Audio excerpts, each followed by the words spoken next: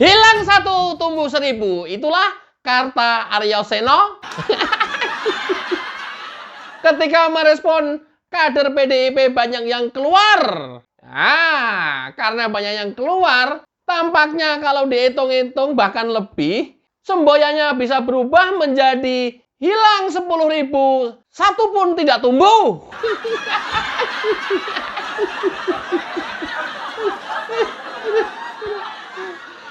Ribuan kader hilang. Jangankan tumbuh 1.000, satu pun nggak tumbuh. Itulah fenomena yang kita cermati terhadap PDIP belakangan ini, terutama pasca penetapan calon terpilih DPR RI dan DPRD Kabupaten Kota Provinsi. Kemudian berlanjut masuk ke tahapan pilkada, banyak sekali kader PDIP yang mengundurkan diri. Dan dianggap yang mengundurkan diri bagi kader PDIP ini adalah ya cuman dia aja seorang diri. Kagak, berikut gerbongnya. Seperti Rosmadi Samarinda, kemudian sebelumnya juga ribuan kader PDIP di Subang rame-rame mengundurkan diri mengembalikan KTA, dan ratusan kader PDIP Bekasi juga melakukan hal yang sama. Kemudian Inyoman Winata, kader PDIP Karangasem Bali, kader PDIP Kota Waringin Barat Nur Hidayah, kemudian kemarin juga barusan Ginda serta Wawanto, kader PDIP Solo sama. Dan yang belakangan di Jakarta baru-baru ini adalah Effendi Simbolon. Hari ini ada deklarasi dukungan mantan Presiden Joko Widodo. Di sana ada Effendi Simbolon turut hadir dan menyampaikan dukungannya kepada pasangan Ridwan Kamil Suswono. Iya. Terus dipikir sama PDIP, Effendi Simbolon, oh nggak apa-apa, hanya seorang diri Effendi Simbolon kok. Ya. Itu mau untuk menenangkan hati kalian. Setidaknya Effendi Simbolon akan membawa gerbong 10.000 warga Batak yang ada di Jakarta untuk semuanya rame-rame memilih Ridwan Kamil. Satu, iya satu, lu pikir satu. Sama Said Abdullah dari kader PDIP juga berkomentar tentang dukungan Effendi Simbolon kepada Ridwan Kamil. Ya nggak apa-apa, hanya seorang diri Effendi Simbolon kok. Coba kalau ada 100 Effendi Simbolon di Jakarta ini. Ya, bagus. Harus begitu. Jadi tidak panik dan tenang, ya tiba-tiba nanti kecurian suara kalian yang sampai dengan hari ini itu secara survei di atas, tiba-tiba nanti kalah dan kalian pasti akan teriak-teriak, nuduh yang macam-macam, curang dan lain-lain. Padahal ini ada masa, ada waktu untuk menguatkan dukungan, untuk membalikkan dukungan dari Pramono Anung ke Ridwan Kamil, dan hari ini dilakukan oleh mantan Presiden Jokowi berikut rombongan dan timnya. Ya. Nah, kalian masih ayem, masih anteng, ya, masih tenang dengan hasil survei. Kecolongan lah. Kan beberapa hari sebelum hari tenang, ini kan mampu merubah segalanya. Kan ingat kalau namanya politik kan injury time saja masih menentukan. Nanti pada saat pencoblosan terakhir-terakhir aja masih sangat menentukan. Pada kalian tenang-tenang dengan hasil survei. Terus nanti kalau kalah ngamuk, nyalahin pemerintah, curang, ya, nyalahin Jokowi. Kenapa Jokowi ikut-ikutan? Ya! Jarod Saiful Hidayat, kader PDIP juga menyampaikan bahwa Effendi Simbolon itu sudah bukan lagi kader PDIP, sama seperti Pak Jokowi. Alhamdulillah lah kalau gitu mah. Kan makin terkonfirmasi bahwa banyak kader PDIP yang mengundurkan diri. Tumbuh 1, hilang 1.000.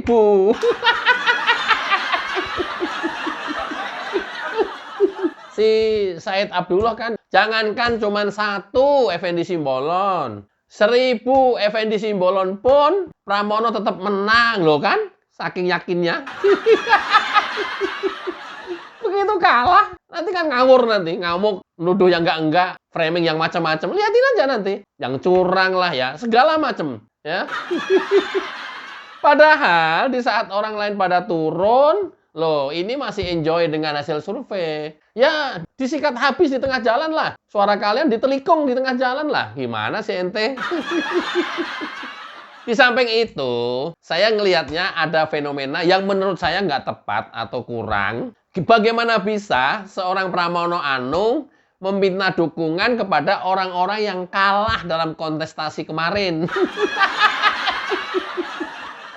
Wong mereka aja kalah, mereka aja bawa belur, lukanya belum sembuh, sakitnya belum sembuh, bangkit juga masih sempoyongan, dimintain tolong. Gimana? Secara logika gimana? Ya kalau kalian mau minta tolong, mintalah ke orang-orang yang menang. Siapa bang yang menang? Ya Jokowi, Prabowo, dan lingkarannya, orang-orang Kim. Ya masa minta ke sana bang? Ya kalau bisa, ini kan aku kan menempatkan logika yang benar. Ya, logika yang benar itu, ya kalau minta dukungan itu kepada orang yang menang. Jangan meminta dukungan kepada orang-orang yang kalah. Lah minta dukungan ke Amin Rais. Ini tahu sendiri kalian Amin Rais seperti apa.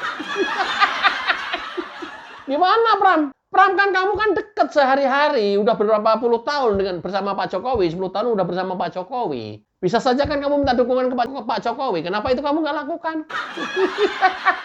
Perkara diterima apa enggak, disambut apa enggak, minta aja dulu. Perkara ditolak apa diterima, minta aja dulu. Kenapa? Takut dimarahin ketum. Kan susah sendiri kan? Susah. Karena kita tahu betapa kedekatan Pramono Anung dengan Pak Jokowi itu kan luar biasa. Bagi pinang dibelah dua. Nggak pernah terpisahkan sesaat pun. Nah, kalau dulu Pak Pram sudah pernah bantuin Pak Jokowi, gilirannya sekarang Pak Jokowi bantuin Pram. Logiknya seperti itu. Kalau Pram meminta ke Pak Jokowi untuk didukung. Tapi kan ini nggak minta. Takut, mungkin ya. Dugaan saya, takut diomelin Ibu Ketum. Ya, lu minta ke Jokowi? Ya udah lo sama Jokowi aja. Udah nggak usah sama saya. Ya. Ini salah lagi. Pramono Anung minta dukungan ke Anies. Dan senang kelihatannya didukung Anies. Nah, secara logika, hitung-hitungan kalkulasi politiknya juga nggak masuk. Mungkin seorang Anies pribadi sendirian, oke lah. Tapi gerbongnya Anies yang notabene itu 211, 411, 212. Itu kan gerbongnya Anies semua itu. Akankah mau mendukung Pram yang diusung oleh PDIP? Loh gampang aja begitu aja. Loh itu kan yang paling gampang itu. Mau mereka mendukung PDIP. Ya kalau mau alhamdulillah. Tapi kok rasanya nggak mungkin gitu ya. Mereka-mereka ini ya berlabuh ke PDIP gitu. Karena kan ya kutub utara, kutub selatan gimana bisa ketemu sih? Problem terbesar Pram hari ini adalah bahwa masih melekat kuat image bahwa calon yang diusung oleh PDIP itu adalah semuanya petugas partai. Artinya apa? Ketika nanti jadi pemimpin, gubernur, wali kota, bupati, ya namanya petugas partai. Dia akan membela partai. Ya namanya petugas partai. Lebih mementingkan partai daripada rakyat di masing-masing daerahnya. Oh, itu logika ya. Itu logikanya kayak seperti itu tuh. Nah, sampai dengan hari ini itu menjadi kendala besar bagi calon-calon yang diusung oleh PDIP, gubernur, wali kota, bupati seluruh Indonesia. Kenapa? Ya mereka meyakini bahwa orang-orang yang diutus, orang-orang yang disuruh atau orang-orang yang nyalon itu adalah orang-orang petugas partai. Sulit rasanya nanti kalau sudah jadi rakyat seperti kita ini berharap adanya perbaikan di daerahnya, kalau kemudian itu tidak sesuai dengan pemikiran partai, kan sulit. Petugas partai ya susah lah. Itulah kenapa Jokowi nggak mau. Nggak maunya bukan karena khianat apa segala macam. Nggak. Ya karena petugas partai itu tadi. Contoh, Jokowi sudah memikirkan betul masyarakat Bali. Waktu itu mau dibangun Bandara Buleleng. supaya masyarakat Bali kehidupannya setara. Tapi oleh PDIP ya beralasan dengan rakyat Buleleng yang menolak, kan akhirnya ditolak sampai dengan hari ini nggak dibangun. Sementara bandara-bandara lain yang memang benar-benar baru dan itu untuk pemerataan pembangunan di daerahnya sudah terbangun. Itu loh bedanya petugas partai dengan ya petugas rakyat.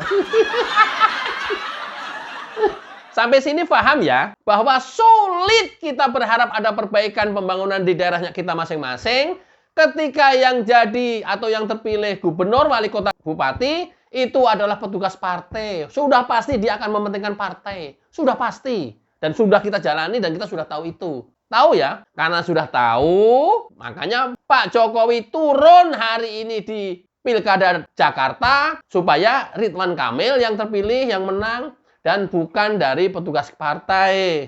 Kalau sudah kita tahu seperti itu, sepakat tanggal 27 November, kita tidak memilih calon kepala daerah yang diusung oleh PDIP serentak seluruh Indonesia. Mudah-mudahan bermanfaat. Wassalamualaikum warahmatullahi wabarakatuh. Cayo.